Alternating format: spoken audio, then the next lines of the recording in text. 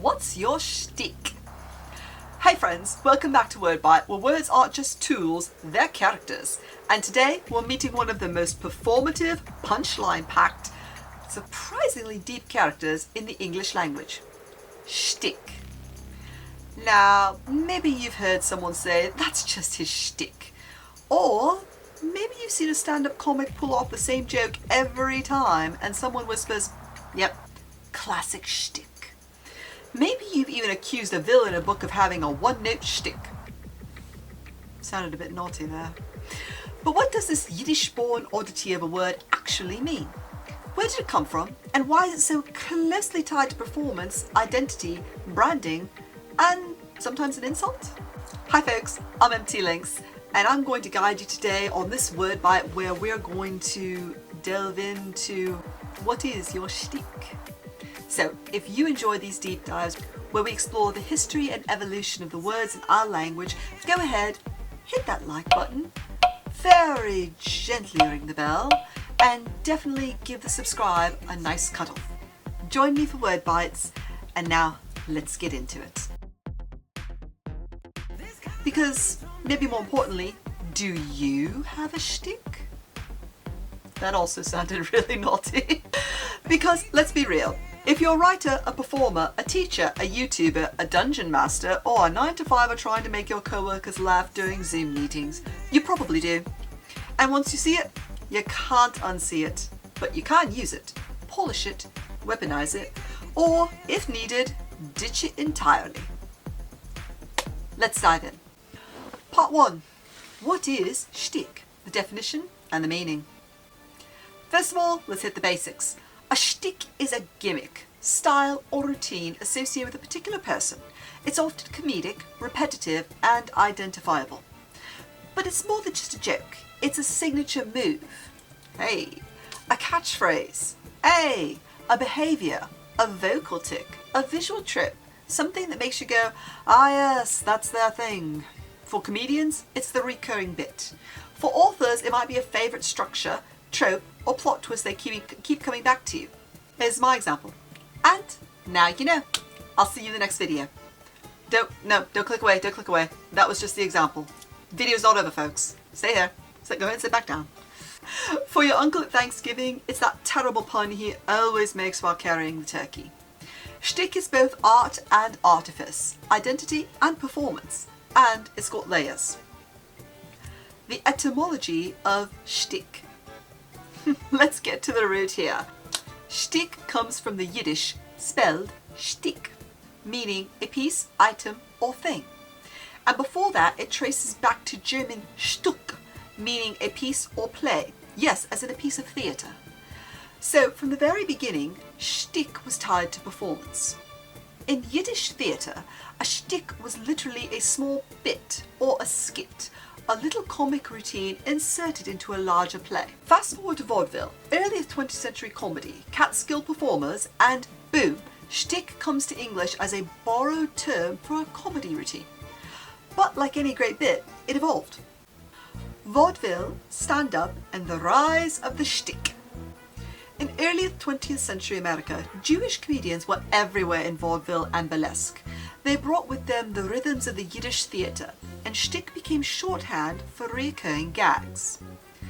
Think of Milton Berle cross-dressing, Rodney Dangerfield with his I don't get no respect, Gallagher smashing watermelons, Carrot Top and his prop comedy, Steve Martin's absurdist banjo antics. Each had a shtick, a signature, a trick, a loop they returned to. It made them memorable, marketable, iconic. But it also boxed them in, because when a shtick becomes predictable, it becomes a crutch. So let's talk about that tension. The double-edged sword of the shtick. Here's the thing about a shtick. It's a brand, a shorthand, a fast way to be known. It can also become a bit cliché. Here are the pros of shtick. It's memorable, consistent, easily marketable, gives your audience a home base. But here's some cons of it as well. It can get repetitive. It can limit creative growth. and it can become stale. It could be used against you, as in, well, that's all they ever do. And it's like wearing the same costume every time you appear on stage. Or maybe the same headset. People will know what to expect, but that's the problem. They'll know what to expect. It can be both a comfort and a trap. Shtick in modern pop culture. Alright, let's rapid fire some pop culture examples. Deadpool, breaking the fourth wall. That's a shtick. Sheldon Cooper, bazinga. That's a shtick. Jack Sparrow, wobbly walk, slurge arm. That's a shtick. John Wick, stoic revenge, unaliving ballet. That's an ultraviolet shtick. Even serious characters can have a shtick. It's just dressed differently. And authors? Oh, we've got loads of them. Author shticks. The good, the bad, and the overdone. So let's make it personal here. Author shticks. Do you write slow burn romance with a cinnamon roll MMC and a morally grey FMC? Epic fantasy with sprawling word building and 83 named swords? First person urban fantasy with biting sarcasm and casual trauma? Those are shticks. Maybe it's conscious. Maybe not. But it's there. Some authors lean into it, some grow out of it, and some get stuck in it. The goal? Be aware of your shtick and don't let it become a straitjacket. Hint hint, get out of the fairy court thing. It's starting to box you in. Alright, shtick versus style. What's the difference? Here's some nuance. Style is your natural voice. It's the tone, rhythm, and diction you default. You may not control your style, but your shtick is chosen. You can pick it up, drop it, or evolve it. Here's an example. Brandon Sanderson's signature magic systems and lecture tone. That is partly style. But if he only wrote characters who delivered exposition via lectures, that would be shtick. Do you see the line? The Shtick Spectrum. Let's do some analysis and build a spectrum. First of all, looking at no shtick at all. Pros, unpredictable and dynamic. Cons, hard to brand. It can feel disjointed. Next up, light shtick. You've got a thing, but it's flexible. Think authors who always use dual point of view or broken timelines. Next, hard shtick. The shtick defines the work. Every character sounds the same, and every plot beats the same drum. Finally, meta shtick. You use your shtick while acknowledging it, like a character saying, "Here comes the chosen one arc again." This is where awareness matters. Readers aren't mad that you have a shtick. They're mad when you use it without knowing, or worse, without caring. Shtick in writing, voice, and tone. Let's look at how shtick creeps in your tone. Do your narrators always sound a little sarcastic? Do your villains always monologue in poetic metaphors? Do you always end chapters with cliffhanger or moral gut punches? Some of style, some of it is shtick. So here's a trick. Try breaking your own patterns. Write a scene deliberately avoiding your default tone. You'll find out very quickly which parts are style and which parts are shtick. Shtick in dialogue, tropes, and plot arcs. Shtick can hide in dialogue.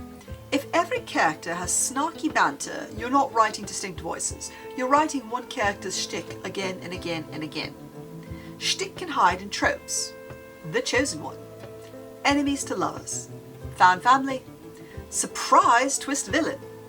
None of these are bad, but if you write the same emotional beats every book, your reader will start feeling deja vu all over again. Let them wonder what you're going to do next, not if you'll repeat the same moves in the next page or chapter. Turning shtick into signature. Here's a twist. Shtick can become your signature if it evolves. For example, Neil Gaiman always weaves mythology. Leigh Bardugo leans into trauma with teeth. Terry Pratchett, satire, sincerity, and talking footnotes. Those are shticks turned signature. Consistent, flexible, and evolving. Your job isn't to avoid shtick, it's to master it, bend it, and remix it. Like a magician who shows you the same trick and still makes you gasp.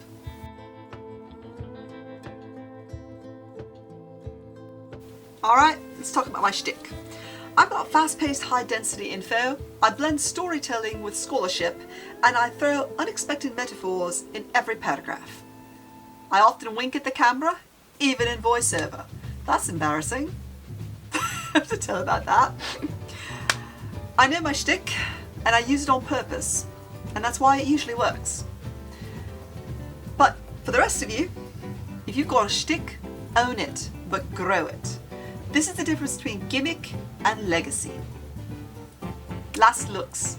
Name your shtick. This sounds so bad. Alright, let's do this together.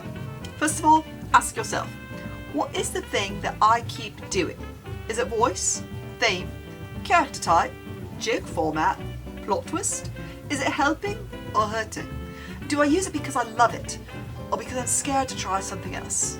Now write that down. Once you name your shtick, you can choose what to do with it. But you should know, shtick happens. And that's not a problem. The problem is when you let your shtick speak for you. You should use it, break it, remix it, and let your voice shine through it. Because shtick is a tool, not a trap. And if someone tries to reduce you to just a shtick, smile, and then write something that proves them wrong. This has been Wordbite, I'm Empty Lynx, and I'll see you next time. Same voice, new words, hopefully a better shtick. And now you know, and you've been bitten by the Wordbite. I'll see you in the next video. This one, right here. And yes, that was my shtick. I hope you enjoyed it, and I'll see you in the next video.